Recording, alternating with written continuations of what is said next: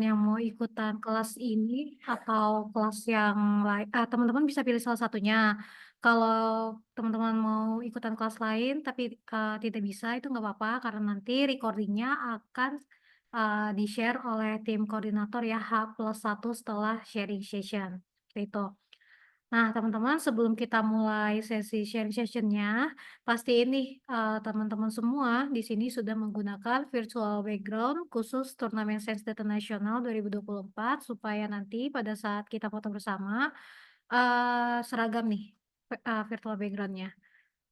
Oke, oh ya, mohon maaf juga teman-teman semuanya karena telat banget nih, soalnya tadi ada sedikit kendala, jadi kita mundurnya agak molor. Oke, sebelum kita mulai sesi sharing session-nya, kita berdoa dulu agar sharing session pada sore hari ini berjalan dengan lancar. Berdoa menurut agama dan kepercayaan masing-masing dipersilakan.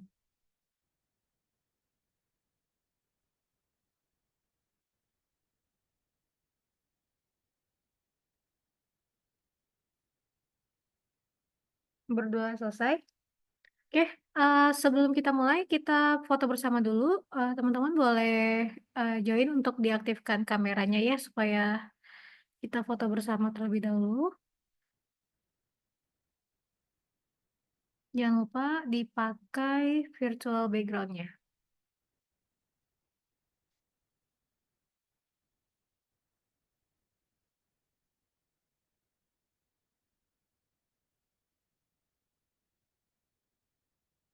Oke, yang lainnya yang mau join boleh diaktifkan kameranya supaya kita bisa langsung mulai ya sesi materi sore hari ini.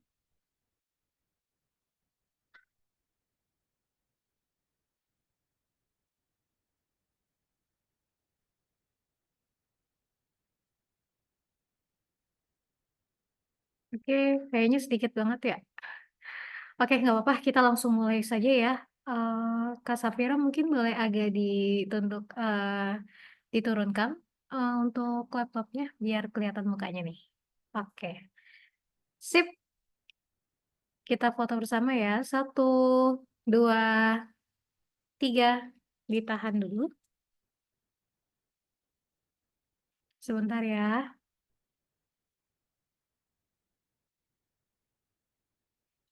Sip. Oke, sudah selesai. Bagi yang mau mengaktifkan kamera selama sharing session silakan, dan bagi yang tidak ingin mengaktifkan kamera juga tidak apa-apa. Oke teman-teman, sore hari ini kita akan melaksanakan sharing session, itu, terkait dengan Smart Health Detector Leveraging AI for Disease Detection bersama dengan, trainer Certified Trainer Data Academy yaitu Kak Hoironisa Yuliandari. Halo Kak Lia, apa kabar nih Kak Lia?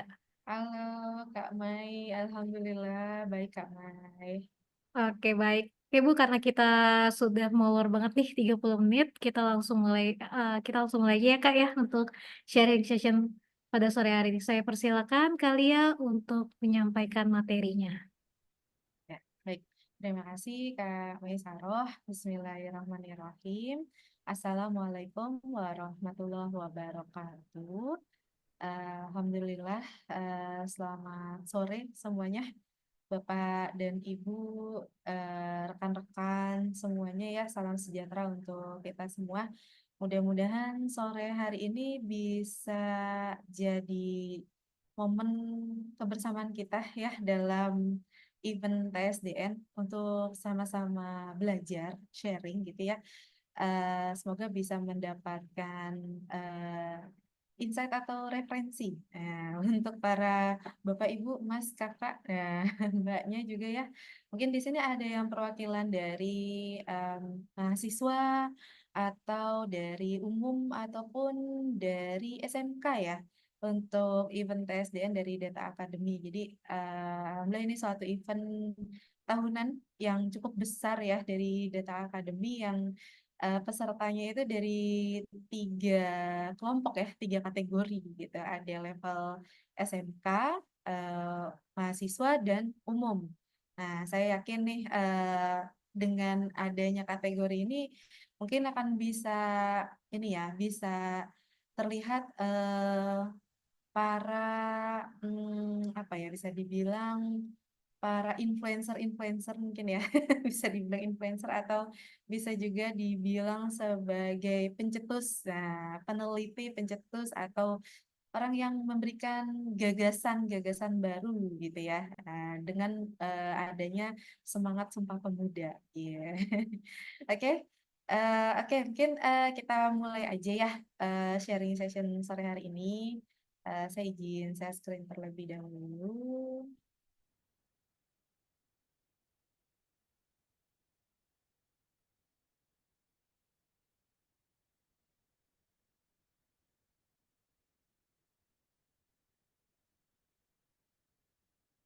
Oke, siap. Mudah-mudahan sudah terlihat ya.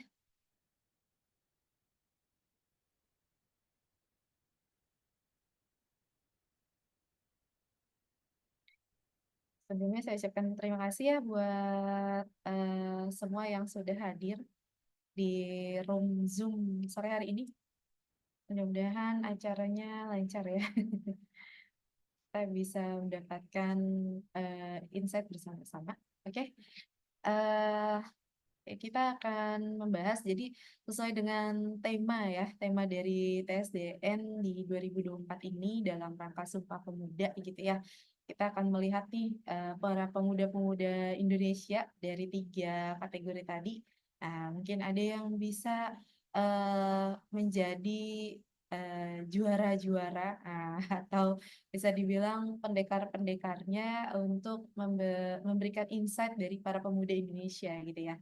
Bahwa pemuda Indonesia bisa loh gitu ya mengadakan misalnya ya ini memanfaatkan teknologi yang ada di bidang kesehatan gitu ya karena kemarin di event opening TSDN saya ikut menyaksikan cukup meriah ya, ada perwakilan dari Departemen Kesehatan gitu ya, ada perwakilan dari Pomtia gitu ya, dari Malaysia sana gitu ya, itu benar-benar suatu opening yang luar biasa ya. Jadi bisa memberi semangat buat kita untuk ikut dalam ajang turnamen ini gitu ya.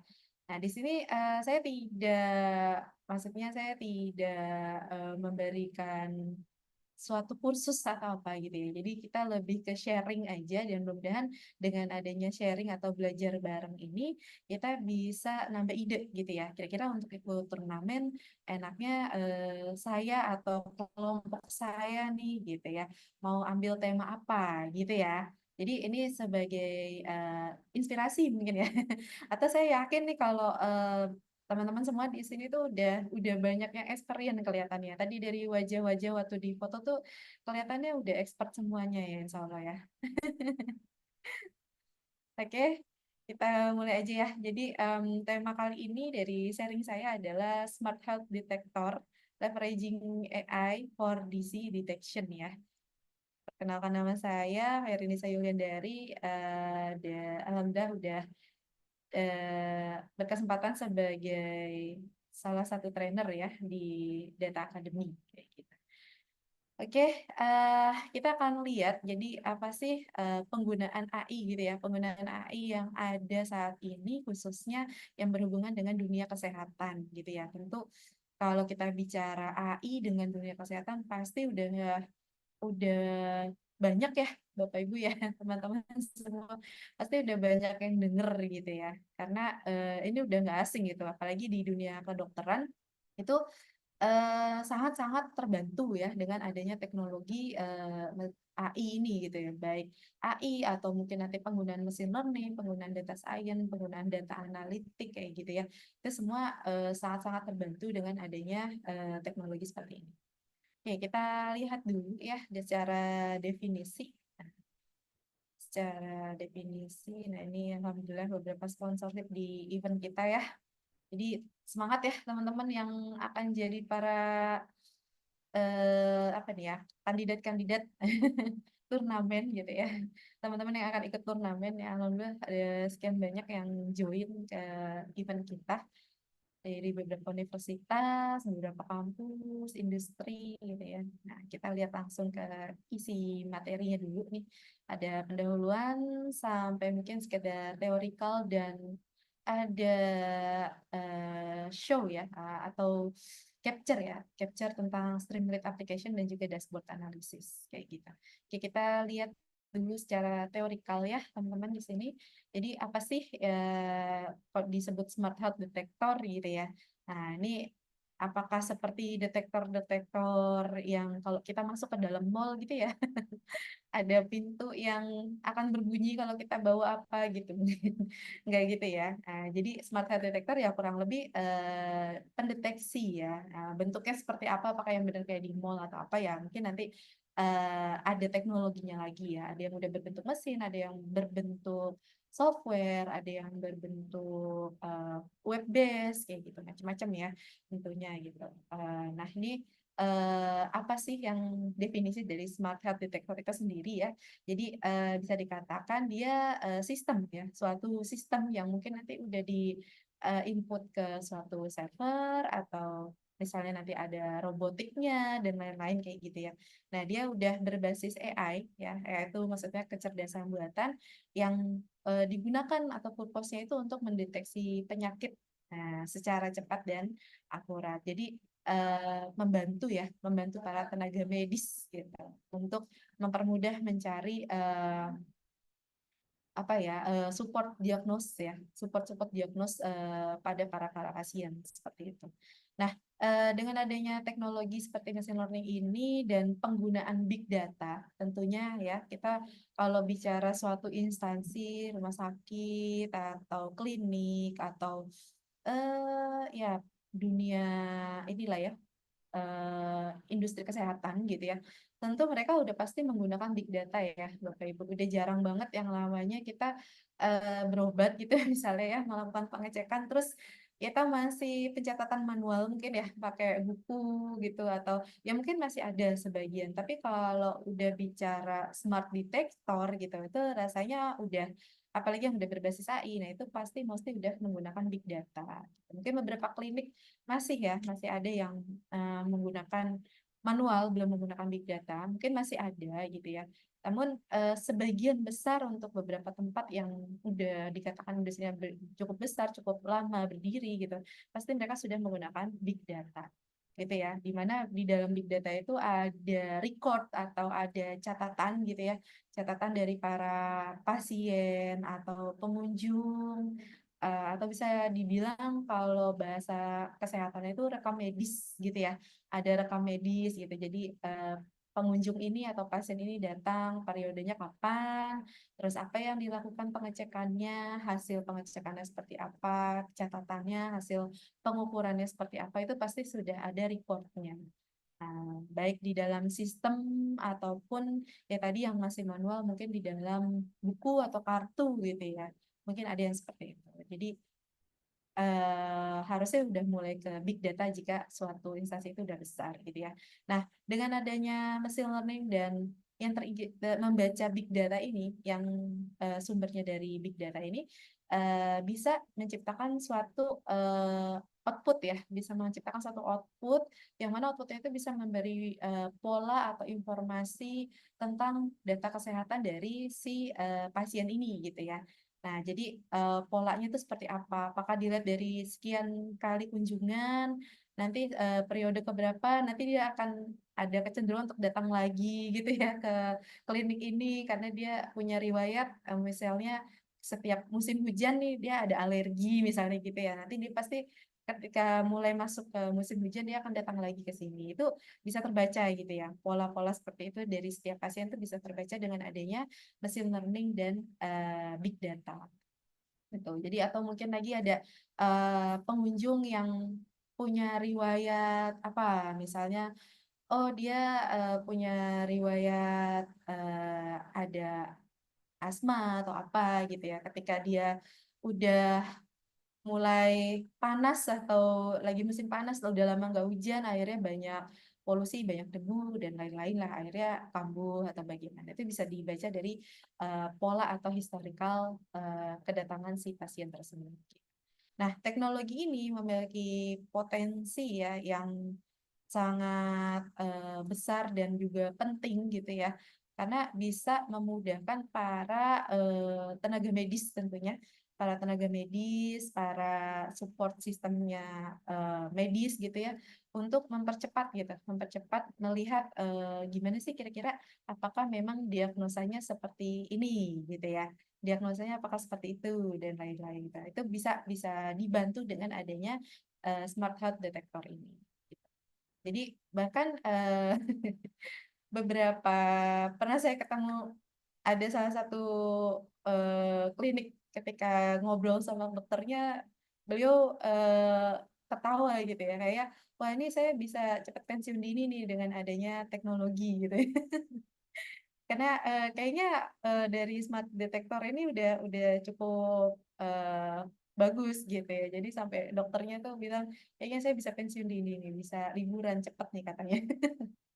Saya karena merasa terbantu sekali ya dengan adanya teknologi AI ini untuk ibaratnya melihat gitu. Ini pengunjungnya itu apakah ada kecenderungan untuk terdiagnosis apa gitu, terdiagnosis apa seperti itu. Apakah positif, apakah negatif dan lain-lain.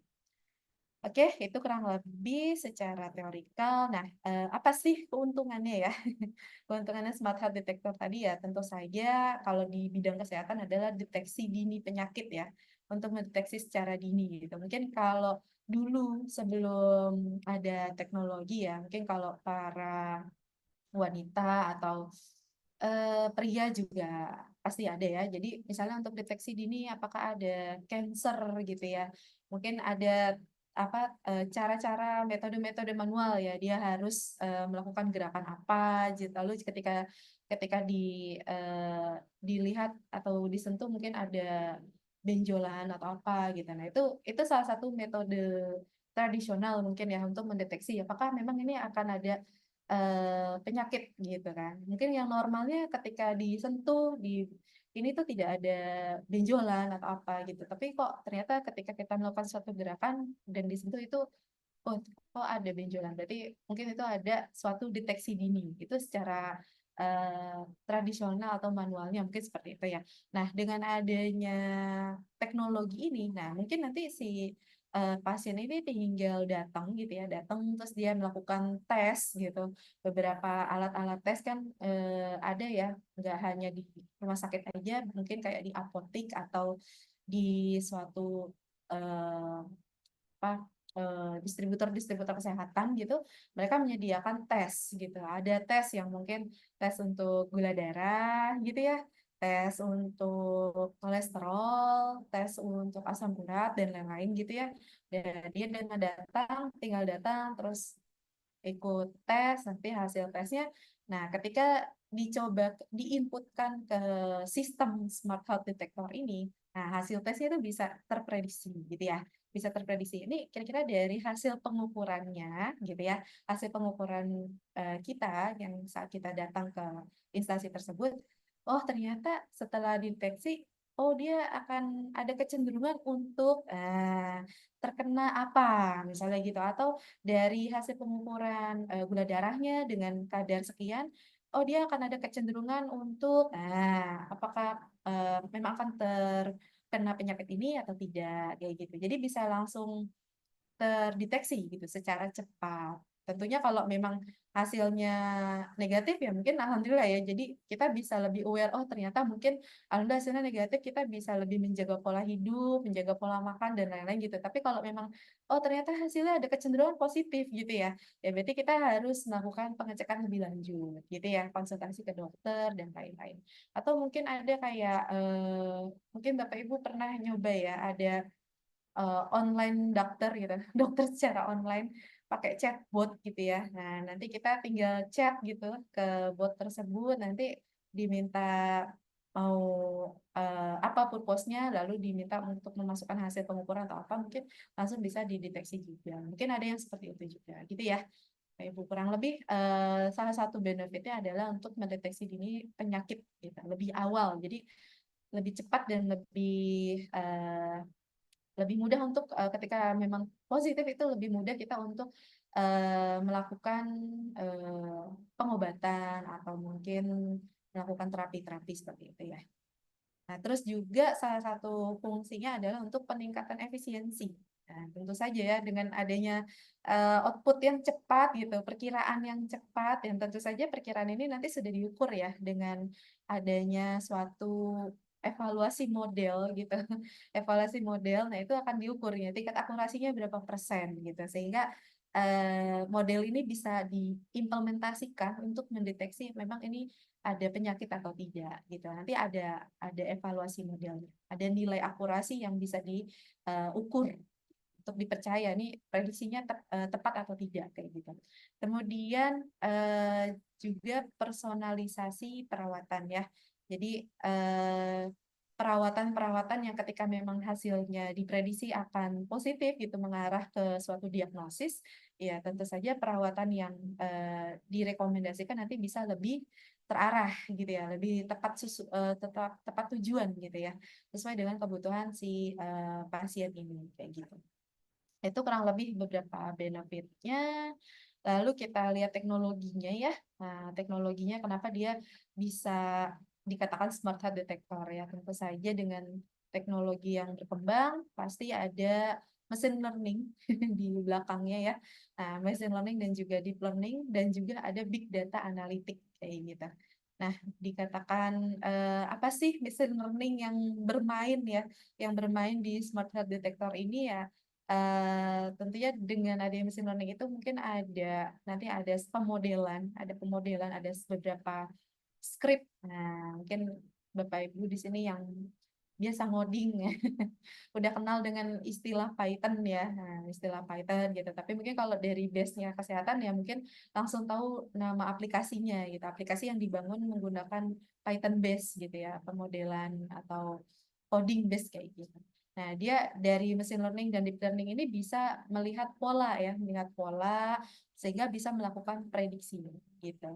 Nah, terus juga dalam model itu pasti ada deep learning atau algoritma ya, algoritma yang lebih kompleks. Jadi pembelajaran si model-model tuh lebih dalam dibandingkan algoritma-algoritma klasik gitu ya. Karena kalau di dunia akademik gitu ya, itu seiring dengan berjalannya waktu, seiring dengan banyaknya penelitian, research, hipotesis gitu ya, itu akhirnya banyak juga perkembangan algoritma yang semakin canggih gitu loh Bapak Ibu. Semakin canggih yang bisa mendeteksi A, B, C, D, F, G gitu. Jadi dibandingkan dengan metode algoritma yang klasik dengan metode algoritma-algoritma yang modern itu akan bisa memberikan output yang memiliki nilai plus atau bisa ada novelty ibarat kayak gitu. Ya, jadi ada machine learning dan juga ada deep learning yang bermain di belakang smart heart detector ini. Kemudian juga ada big data analytic ya.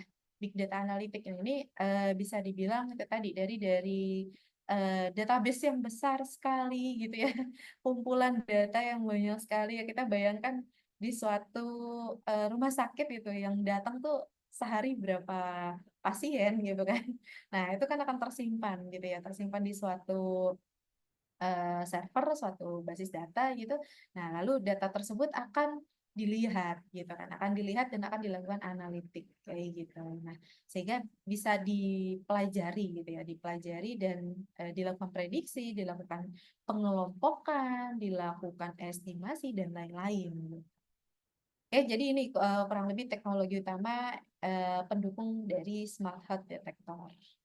Nah, kemudian lagi implementasinya ya salah satunya ada aplikasi pemindai kesehatan gitu ya. Kalau misalnya mungkin ada smartphone gitu ya, dia bisa ngedeteksi nih kulit yang cenderung terkena kanker atau tidak. Mungkin dilihat dari warnanya. Jadi ada pengolahan citra ya, pengolahan citra. Jadi mungkin nanti aplikasi di smartphone itu akan menggunakan kameranya, terus akan melihat gitu warna kulit yang lagi dideteksi ini gitu, sehingga bisa kelihatan gitu. Oh, dari warnanya, dari struktur apanya, mungkin porinya atau dan lain-lain lah gitu ya.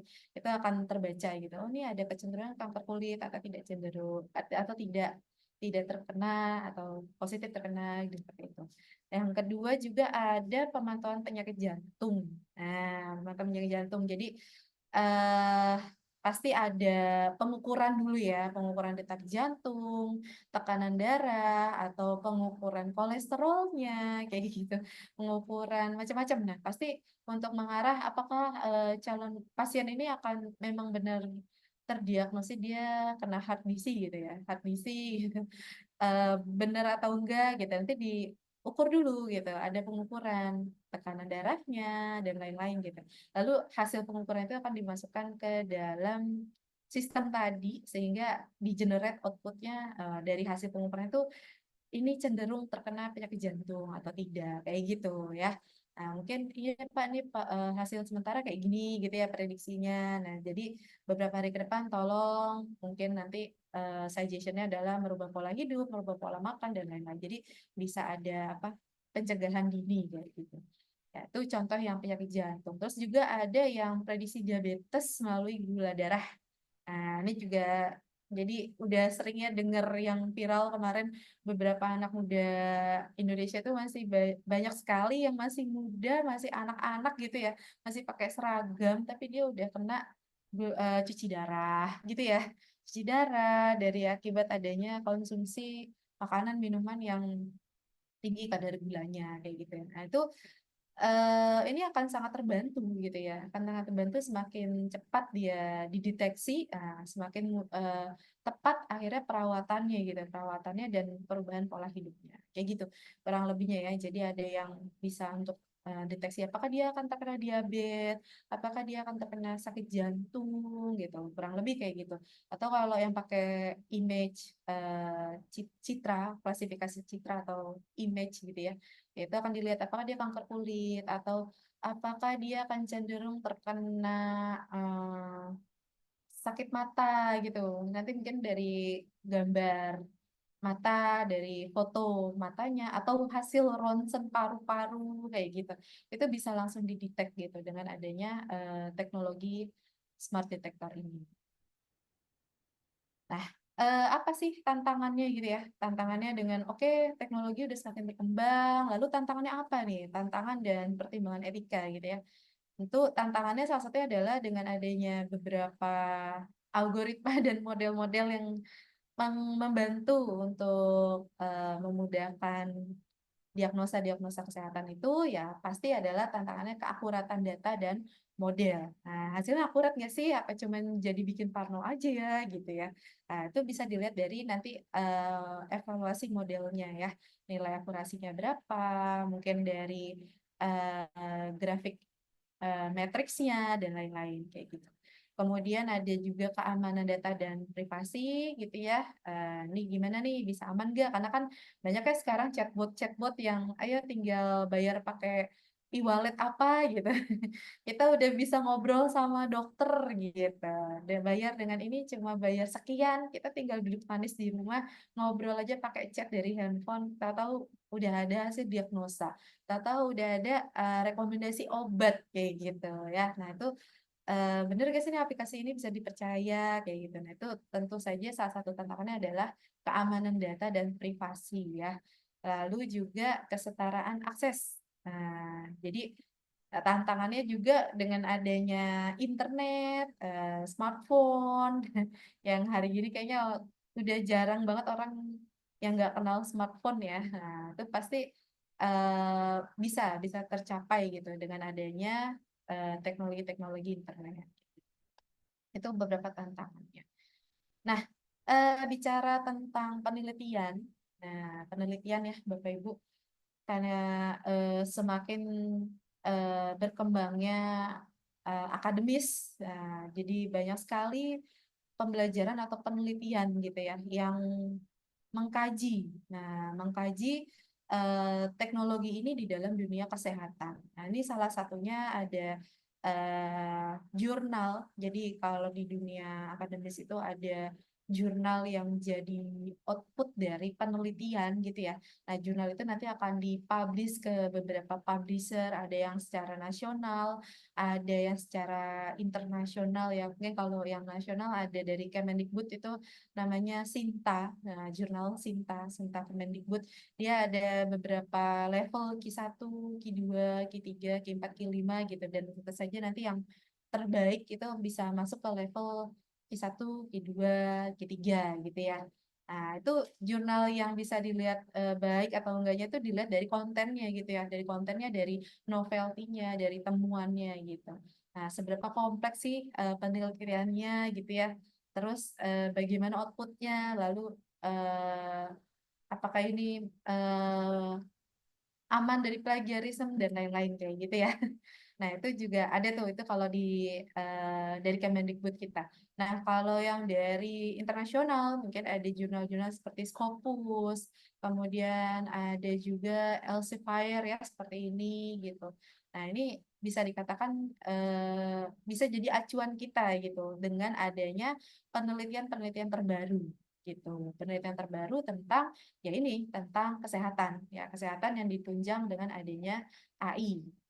Nah, ini salah satu contohnya, judulnya adalah A Review of Statistical and Machine Learning Method for Modeling Cancer Risk. Nah, using Structured Clinical Data. Gitu. Jadi, ada penelitian tentang resiko terkena cancer gitu. Nah, menggunakan machine learning dan data statistik kayak gitu. Nah, kayak apa nih machine learning yang dipakai gitu ya? Nah, biasanya kalau di penelitian-penelitian itu ada abstrak ya, di dalam jurnal itu ada abstrak. Nah, di situ ada kurang lebih kayak capture-nya gitu ya. Apa sih konten dari penelitian di dalam jurnal ini gitu. Nah, nanti tentu output dari jurnal-jurnal ini nanti bisa dikembangkan gitu. Bisa dikembangkan untuk membantu para tenaga medis kita gitu loh Bapak Ibu. Makanya perkembangan akademik dan juga dunia industri itu saling support. Bisa dibilang saling support. Jadi dunia industri itu yang bisa dikatakan mereka adalah orang-orang yang terjun langsung di dalam lapangan, kemudian orang-orang akademik adalah orang-orang yang mempelajari teknologinya, algoritmanya, perkembangannya kayak gitu. Jadi kalau dipadukan antara perkembangan akademis dan juga real happening in industry itu bisa jadi satu kolaborasi yang bagus banget gitu ya, yang bagus banget dan bisa memudahkan kita gitu, memudahkan kita untuk lebih sehat lagi. Oke, nah kita bahas ke sini ini salah satu jurnalnya tentang cancer risk ya, Bapak Ibu. Cancer risk jadi mendeteksi apakah dia terkena cancer atau enggak gitu ya. Apakah beresiko kena cancer atau enggak. Nah, ini autornya atau penelitinya ada si Mr. Aaron dan Mr. Tagi ya, Goftar gitu. Nah ini dari United States, gitu. Salah satu universitas yang ada di San Florida. Oke, mereka meneliti tentang cancer prediction, cancer recurrence, cancer relapse, nah data mining teknologi yang dipakainya, lalu juga ada machine learning dan juga electronic health record. Nah, ada pencatatan tuh, pencatatan secara elektroniknya. Ya mungkin dia waktu melakukan penelitian ini mungkin dia mencari data gitu ya yang relate dengan cancer risk ini. Kita lihat isi di dalam jurnalnya gitu ya. Salah satu ininya uh, items yang dibahas di dalam penelitian ini gitu ya. Nah, pertama judulnya yang tadi ya, Review Statistical Machine Learning for Cancer Risk gitu ya. Penerbitnya dari Elsevier, nih salah satu penerbit yang punya nama ya, bisa dibilang dia punya nama dan biasanya terbitan-terbitan ini tuh punya apa ya, punya quality, punya penelitian yang bagus gitu, hasil quality yang bagus. Kemudian dilakukan di tahun 2018. Apa sih insight dari judul ini ya? Ternyata mereka membahas tentang metode statistik dan machine learning yang digunakan untuk memprediksi resiko. Nah, resiko dan kekambuhan kanker menggunakan data klinis yang terstruktur gitu. Jadi itu pakai teknologi machine learning dan metode statistik gitu ya. Nah, tujuannya untuk membantu deteksi kanker secara dini. Nah, atau mengidentifikasi resiko kambuhnya si pasien ini pasca pengobatan, pasca treatment, pasca ya apalah banyak ya biasanya mungkin kalau kita suka lihat yang lagi viral ada Kak Vidi Kak Vidi Pothap dan beliau juga sebagai seorang artis dan sebagai seorang pothap katanya. Ternyata kan dia juga menjalani suatu treatment tentang cancer gitu. Nah, dia dari berbagai tempat lah gitu. Nah, kurang lebih kayak gitu. Jadi semakin cepat dia terdeteksi, akhirnya semakin tepat gitu perawatan untuk pasien ini sehingga bisa memberikan apa ya probability atau harapan untuk bisa segera sembuh, segera lulus dari masa sakitnya seperti itu.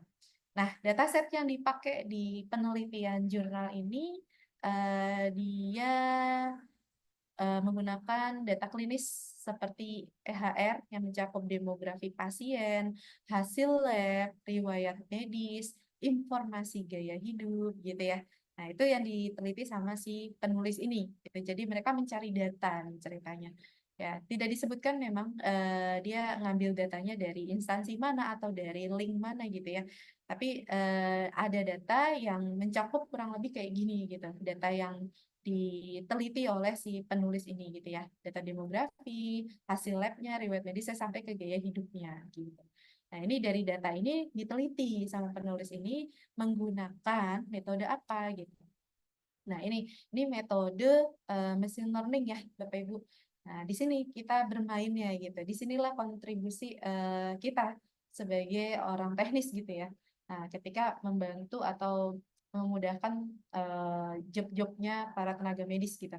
Nah, apa yang digunakan metodenya? Ya, metode yang dieksplorasi ada regresi, ada penggunaan SVM, ada penggunaan ANN atau jaringan saraf tiruan, ada random forest juga di sini karena untuk melakukan prediksi ya, apakah dia benar akan terkena cancer atau iya terkena cancer atau enggak gitu. Sama analisis kebutuhan berbasis pohon itu biasanya decision tree atau random forest. Mungkin ada yang udah pernah denger ya, SVM, ANN, random forest ataupun decision tree. Nah, itu biasanya algoritma yang digunakan untuk melakukan prediksi gitu. Jadi ada ya dalam case-nya machine learning kan ada estimasi, ada clustering, ada apalagi itu, ada prediction, ada asosiasi dan lain-lain ya.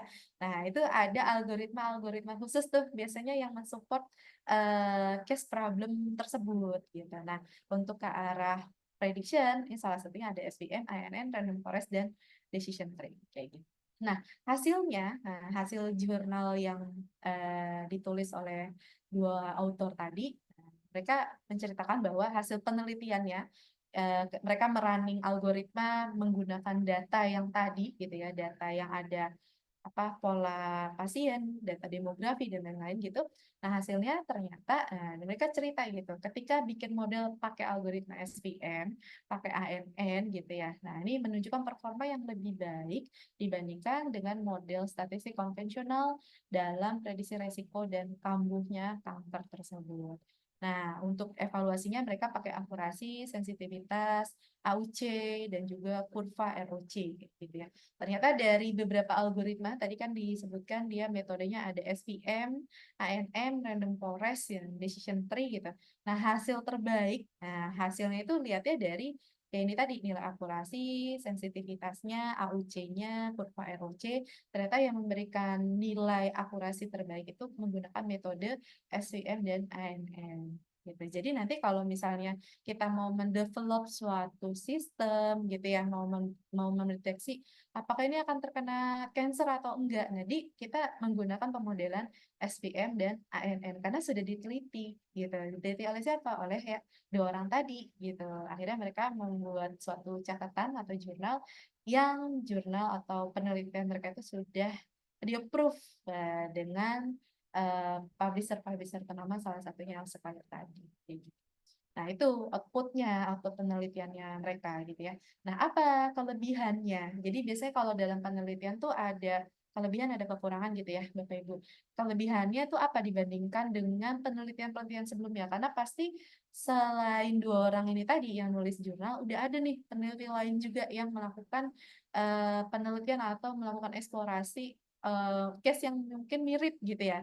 Mirip atau hampir sama tapi dia punya nilai plus gitu pastinya. Ada perbedaannya, itu biasanya ada kontribusi dan novelty. Nah, ternyata di 2 orang ini menyebutkan kelebihannya adalah memberi prediksi yang lebih akurat dan mendukung personalisasi perawatan, lalu juga memungkinkan identifikasi pasien berisiko tinggi sehingga bisa mendapatkan pengawasan lebih dini. Itu kelebihannya. Lalu kekurangannya ada data yang tidak lengkap. Ternyata data yang mereka gunakan untuk melakukan penelitian ada data yang tidak lengkap katanya ya. Lalu juga ada sedikit kesulitan interpretasi pada model yang kompleks seperti ANN dan random forest. Jadi waktu datanya mau diinterpretasikan, mau di-running pakai ANN atau random forest itu ada sedikit kesulitan. Gitu. Ada sedikit kesulitan yang dihadapi oleh dua autor ini kayak gitu.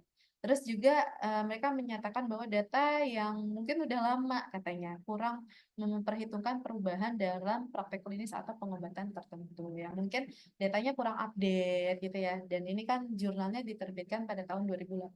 Jadi kalau eh, mungkin waktu mereka melakukan penelitian tuh datanya update-nya pada tahun kapan, tanggal berapa. Memang tidak disebutkan gitu ya. Nah, tapi outputnya itu yang perlu digarisbawahi adalah hasil penelitian mereka menggunakan metode SPM dan menggunakan ANN yang bisa memberikan output bagus. Jadi itu yang dipelajari dari peneliti-peneliti ya, apa sih algoritma terbagus gitu untuk mendeteksi tentang cancer. Oh, ternyata ada ANN, ada SPM, kayak gitu. Sehingga bisa dikatakan SPM dan ANN ini udah umum ya. Nah, yang terbaru mungkin nanti ada lagi gitu algoritma-algoritma yang lebih baru. Ini salah satu penelitian dari jurnal di tahun 2018 ya. Nah, ini ada lagi di nah, ini untuk mendeteksi heart disease ya. Heart disease menggunakan machine learning di tahun berapa nih kita lihat 2022. Belum terlalu lama ya. Lumayan, ini juga sama diterbitkan oleh Sapphire penelitiannya gitu ya. Insight-nya mengembangkan sistem deteksi penyakit jantung menggunakan mesin learning kayak gitu. Nah, ini jadi dia pakai Python code tentunya ya, terus membuat suatu model yang bisa melakukan prediction sakit jantung. Sakit jantung ya, bukan sakit hati ya. Penyakit jantung dengan tingkat akurasi yang tinggi. Nah, dataset yang dipakai kita baca di sini dataset yang digunakan di jurnalnya adalah beberapa atribut medis seperti usia. Jadi ini atribut kolomnya ya, data yang ada di kolom-kolom yang ada di dataset yang digunakan oleh peneliti ini gitu. Ada usia, ada gender, tekanan darah, kadar kolesterol, riwayat kesehatan lainnya dari 304 catatan pasien.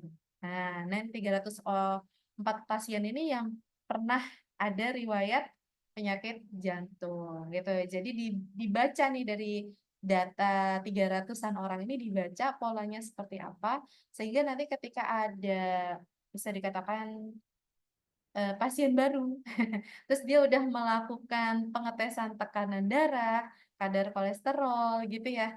Nah, terus tahu usianya, jenis kelaminnya gitu, itu bisa diprediksi.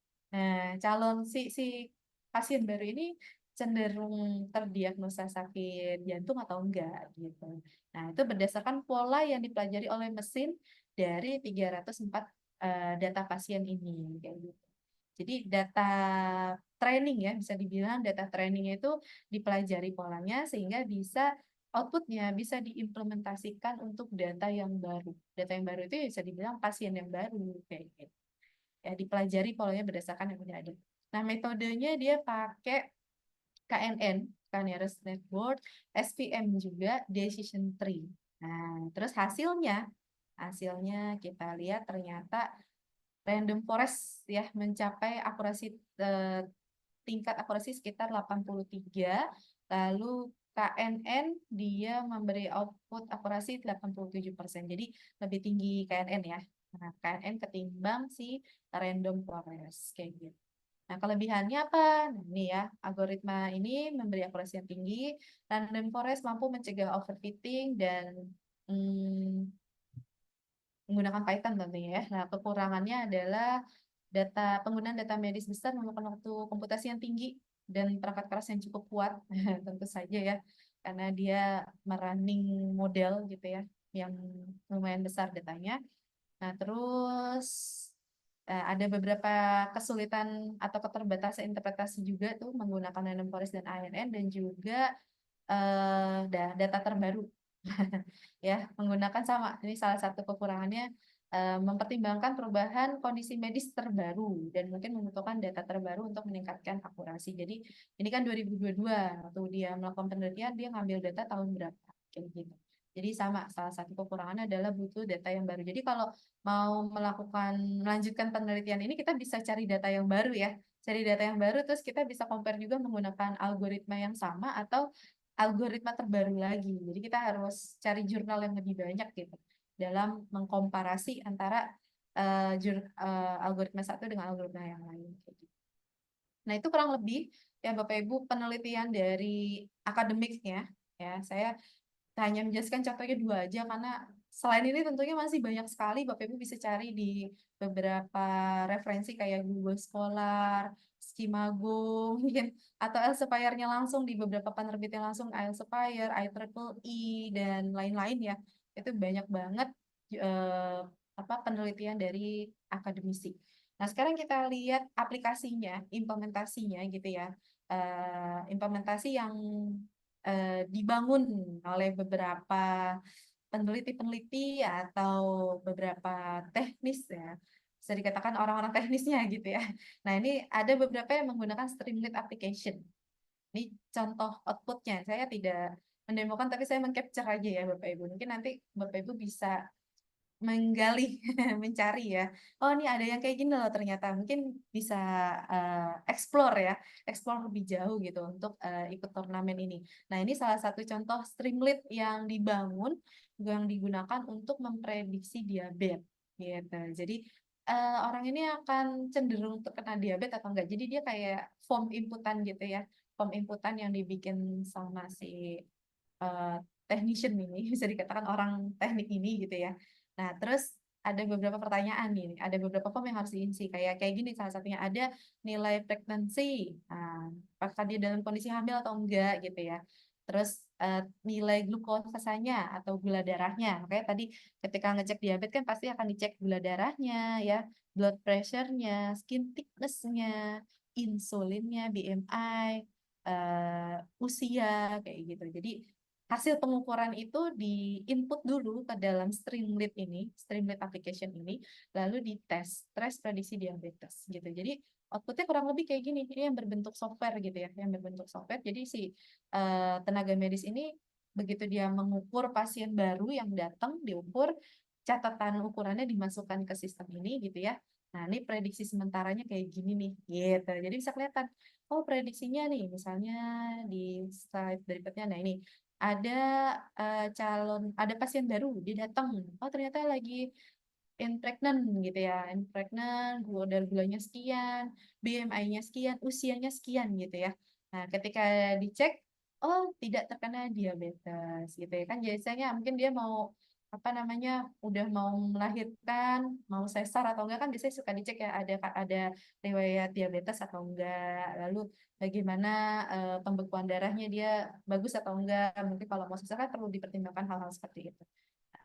Bisa dideteksi secara cepat gitu ya dengan adanya aplikasi Streamlit ini. Jadi tentu saja bisa dipercaya atau enggaknya ini tergantung dari evaluasi model tadi. Jadi di belakangnya aplikasi ini tuh ada source code, ada model yang dijalankan. Nah, kayak apa tuh modelnya? Kurang lebih kayak gini ya. Ini ada sumbernya dari Fauzan Kamil, ini ada linknya. Mungkin Bapak Ibu kalau mau mengcapture bisa mampir ke GitHub-nya si Fauzan Kamil ini, terus dia sudah menyediakan beberapa source code yang pakai Python dan beberapa library. Ada library Pandas di sini, ada NumPy, Matplotlib, Seaborn, dan lain-lain gitu ya. Nah, dia ngambil dataset ini, diabetes.csv. Nanti bisa dipelajari ya di link ini, gitu. Dilihat gitu dari code-nya atau pemodelan yang di-running sama si Fauzan Kamil ini, kok bisa ya gitu memberikan output, memberikan prediksi dia terkena diabetes atau enggak. Nah, datanya kayak apa nih? Kita lihat. Nah, ini ada data yang digunakan sama si Fauzan Kamil tadi gitu ya. Nah, ini kurang lebih kayak gini. Ada nilai pregnansinya, glukosanya, blood pressure-nya gitu. Nah, ini nanti bisa di-download juga. Nah, di GitHub-nya ya, udah ada. Jadi boleh tuh tadi di capture, ini link GitHub-nya, nanti dipelajari ke sini. Terus ada juga beberapa eh, code yang bisa digunakan ke Streamlit-nya langsung. Jadi bisa memberikan output seperti ini kurang lebih ya. Nah, mungkin nanti bisa jadi inspirasi nih buat para Bapak Ibu yang akan ikut turnamen ya. Jadi bikin sistem pakai Streamlit, terus untuk ngedeteksi dia kena diabetes atau enggak, kayak gitu ya. Ini salah satu contoh inspirasi.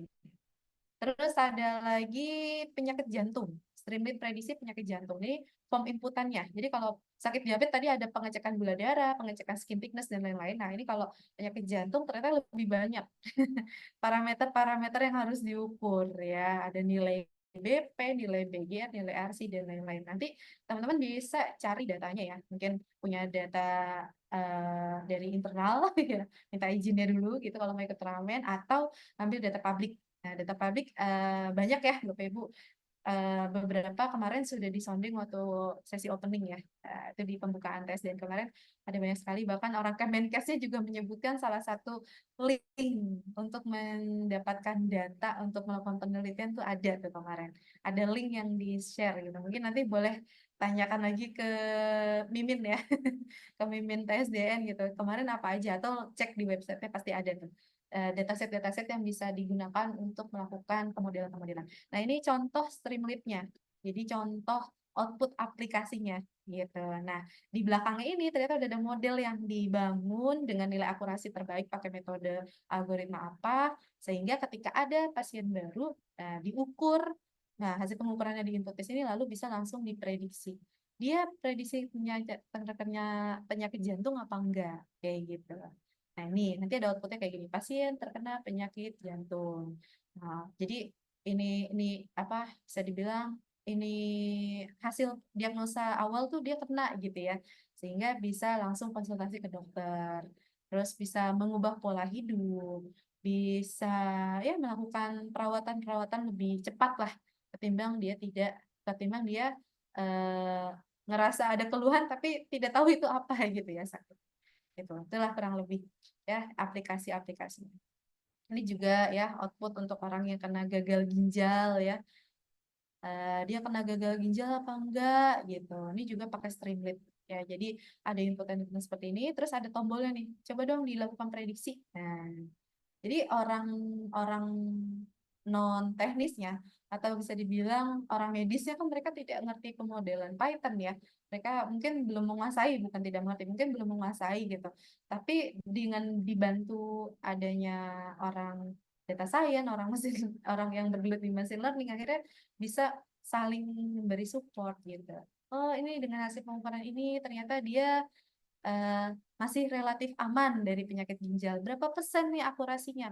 Oh, ada yang ditampilkan nih presentasinya 99,5%. Tinggi ya, akurasinya tinggi sekali gitu. Tapi dia nggak cerita pakai pemodelan apa, karena kalau bagi orang medis kan nggak perlu tahu modelnya apa ya, lebih ke outputnya kayak gitu. Sehingga langsung bisa kalau memang positif terinfeksi atau terdiagnosis suatu penyakit, dia bisa langsung segera konsultasi ke dokter. Nah, inilah beberapa contoh ya Streamlit gitu, contoh outputnya. Mungkin nanti Bapak Ibu boleh tuh cari referensi atau cari beberapa quote-quote ya. Banyak sekali di GitHub dan lain-lain, atau mungkin yang berdasarkan jurnal tuh salah satu yang kemarin disebutkan ada link namanya Papers with Quote ya. Jadi ada papers jurnalnya, udah ada penelitiannya, udah berhasil disubmit ke publisher-publisher ternama, terus ada code-nya juga yang di-sharing sama mereka. Biasanya kalau ada code-nya yang udah di-sharing, ada datasetnya juga gitu Bapak Ibu. Jadi bisa dipelajari langsung, bahkan bisa dikembangkan. Nah, itu jadi suatu apa ya, inovasi baru ya. Inovasi baru melanjutkan penelitian dan bisa memberikan nilai plus atau memberikan novelty kayak gitu. Dan Tentunya untuk melakukan analisa, nah kalau tadi kan melakukan prediksinya tuh output dari machine learning. Nah, untuk melakukan analisanya dibantu dengan teknologi dashboard, Bapak Ibu. Nah, ini teknik data visualisasi. Kalau tadi machine learning-nya gitu ya, orang-orang yang bermain codingan Python. Nah, selanjutnya ini adalah dashboard analisis yang juga membantu tenaga medis gitu. Membantu apa? Untuk ngecek dia analisa analisa pasien yang datang ke klinik ini gitu ya, dari sekian banyak itu bagaimana analisanya kayak gitu. Ini salah satu contoh dashboardnya, ini bisa dilihat di link table publik ya, tentang hard disease analysis. Nah, ada BMI-nya, average blood pressure by age ya. Terus apa nih? Heart patient by age group, cholesterol level, pasien by gender gitu. Nah, ini analisa secara keseluruhan. Ini membantu sekali lagi membantu industri kesehatan untuk melihat laporan, ya kan? Melihat laporan, analisa, insight apa sih dari sekian banyak data yang kita punya, pasien yang datang gitu. Ini ternyata yang lagi happening apa sih kayak gitu ya. Ada insight-insight yang bisa dibaca secara cepat gitu dibandingkan mereka hanya baca raw data mentah atau hanya baca Excel, baca sistem gitu. Mungkin tuh akan lama gitu untuk mendapatkan suatu insight. Ketika udah ada main machine learning, ada apa rekomendasi perawatan yang baik, lalu dipantau, dimonitor gitu, dimonitor menggunakan dashboard analisis. Contohnya kayak ini. Ini tentang hard disease.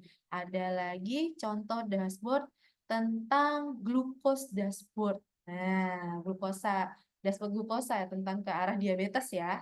Ada diabetes nih, insulin pump and data visualization beating diabetes. Nah, ini juga dibangun pakai tools data visualisasi. Jadi mungkin Bapak Ibu nanti bisa apa namanya dapat inspirasi ya. Oke, untuk turnamen ini saya akan mengeksplor yang relate dengan kesehatan nih kemarin Pak siapa ya saya maaf dari Kemenkes kan ada juga tuh perwakilannya kemarin di opening. Nah, beliau mengharapkan turnamen ini bisa memberikan output yang mengarah ke bidang kesehatan gitu.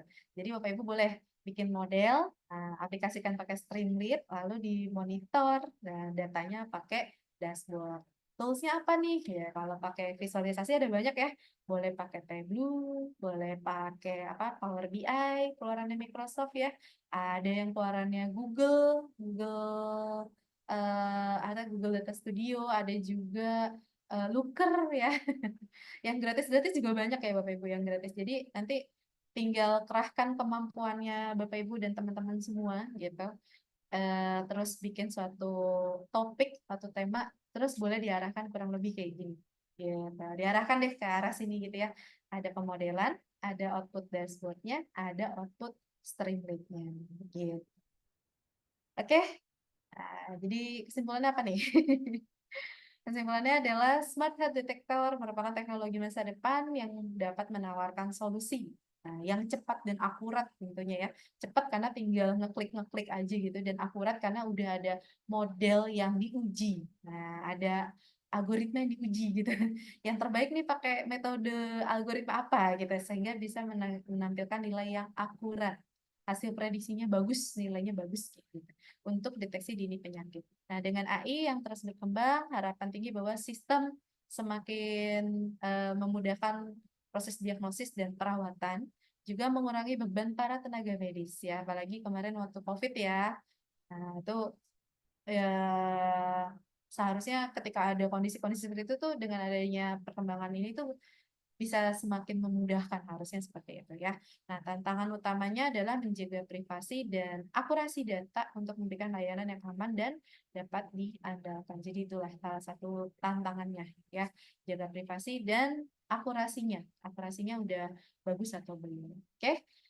Kurang lebih seperti itu sharing yang bisa saya berikan Bapak Ibu. Mudah-mudahan bisa membawa manfaat, bisa membawa insight ya, memberi insight nanti di turnamen ini saya mau ngapain sih gitu. Ini salah satu implementasi lah, implementasi dan beberapa pengujian-pengujian, experience-experience yang menggunakan AI, menggunakan pemodelan, menggunakan aplikasi-aplikasi dan juga visualisasi ya, visualisasi dalam bentuk grafis. Oke, mungkin itu dulu sharing session dari saya, Bapak Ibu semuanya. Boleh jika ada yang mau bertanya ya, silakan Bapak Ibu. Ada yang bertanya ya, PPT-nya di-share nggak? Boleh kali ya, nanti minta, nanti akan di-share sama temen admin dari TSDN-nya. Terus dashboard-nya ini real time atau enggak? Ini kalau ada beberapa, kalau dipakai di dunia industri tentunya ini real time ya Bapak Ibu. Tentu saja ini harus real time, harus karena harus update gitu. Jadi dashboard-nya untuk ngecek dia so far udah berapa persen sih dari pasien yang datang gitu ya, yang punya kolesterol tinggi, diabetes yang tinggi gitu ya. Ya ini tentu saja harus real time. Jadi nanti dashboard ini akan langsung terkoneksi dengan big data yang ada di klinik tersebut atau rumah sakit tersebut, lalu bisa langsung membaca datanya dan memberikan nilai persentase-persentase ini gitu. Jadi kalau di dunia industri ini harusnya real time. Tapi kalau buat turnamen, kalau buat turnamen kayaknya kalau mau real time boleh aja asal punya bandwidth yang bagus dan punya data yang bagus ya. Kayaknya nggak mungkin ya kalau untuk real time. Jadi mungkin nanti bisa pakai ekstrak data sih ya. Pakai ekstrak data kayak gitu. Nanti tinggal disebutkan aja nih datanya terupdate kapan kayak gitu. Waktu presentasi di turnamen TSDN ya. Ada pertanyaan lainnya mungkin? Nggak terasa udah sore.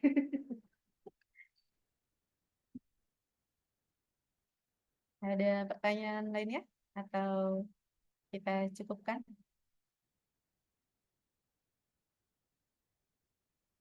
Iya.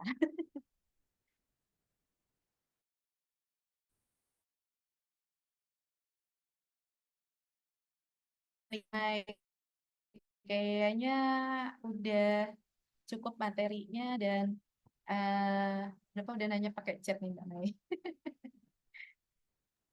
Sepertinya masih ada pertanyaan nih Bu. Oh iya, Ya, Kak apakah kita Fani. harus membuat dashboard seperti yang ditunjukkan?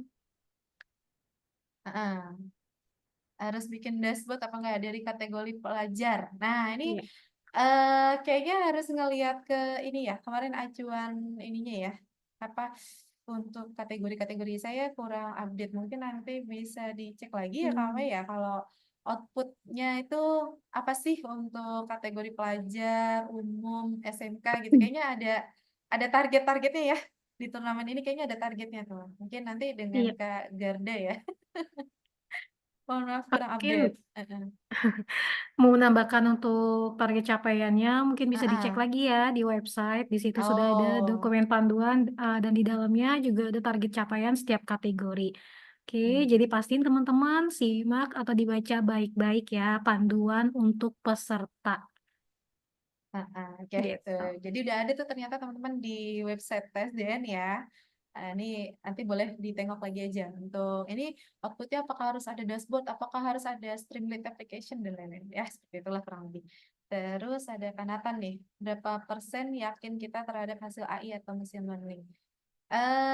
Ya ini tergantung simulasi experience kalian ya. Outputnya dapat berapa persen gitu. Tapi kalau bisa sih yang terbagus itu, yang terbaik gitu. Harapannya sih gitu. Terus Kak Fadlan, apa nih? Kak Iqbal, link absen. Oh iya, link. Iya. Oke, link absen nih Kak Maisaro, Kak Raihan nanya link absen. Mungkin nanti akan di-share ya. Oke, Oke? Kalia, terima kasih. Saya izin menambahkan dulu ya Kalia ya, beberapa Silakan. informasi mungkin ada sedikit miss nih. Untuk link absensi, kali ini kita nggak ada link absensinya ya, karena kan hanya sharing session saja nih untuk persiapan teman-teman semua mengikuti turnamen. Kemudian yang kedua, materinya, materi PPT dari narasumber dibagikan atau tidak? Jawabannya tidak, tapi nanti tim koordinator akan membagikan recording dari sharing session hari ini. Jadi teman-teman semua mungkin tadi ketinggalan atau masuknya pas sudah mulai, jangan khawatir, nanti akan ada akan ada link recording sharing session pada sore hari ini, seperti itu. Oke, dilanjutkan lagi kali ya? Iya, mungkin saya mau nambahin nih kan, karena banyak sekali, hari gini tuh orang udah melek dengan teknologi ini gitu ya. Jadi teman-teman kalau misalnya nanti ngebaca di panduan TSDN, "Oh saya sebagai mahasiswa diharapkan output-nya ada dashboard, ada aplikasi," misalnya gitu ya. Tapi kalau teman-teman ternyata punya kemampuan yang lebih, nah itu boleh loh ya, boleh banget, ya udah saya bisa bikin, apa, prediction-nya, prediktifnya sekalian gitu ya, nggak cuman output dashboard dan output aplikasi aja, tapi saya bisa sampai ke level prediktif dan level ini preskriptif ya boleh aja. Itu malah bisa jadi nilai plus tuh buat kelompok teman-teman, gitu ya. Itu aja sih mungkin tambahannya. Oke, baik Kak terima kasih banyak. Sudah jam 17.30, artinya sesi sharing session hari ini sudah usai kali ya. Oke, teman-teman semua, mungkin sebelum kita akhiri untuk sharing session hari ini, saya kasih kesempatan nih sekali lagi. Apakah ada yang ingin bertanya terkait dengan materi, sore hari ini?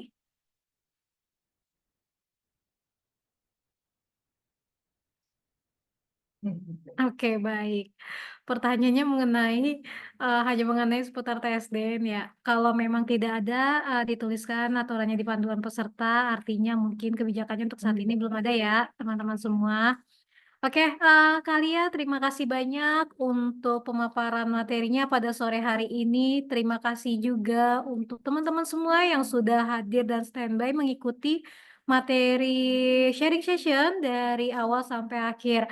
Oke, nggak nanti akan ada lagi untuk sharing session-nya di minggu depan, jadi pastiin teman-teman semua pantau sosial media pantau cek terus ya update-annya di grup di masing-masing kategori, seperti itu.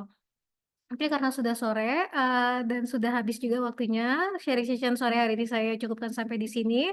Terima kasih sekali lagi untuk teman-teman semuanya. Assalamualaikum warahmatullahi wabarakatuh. Selamat sore. Saya izin tutup ya untuk Zoom-nya.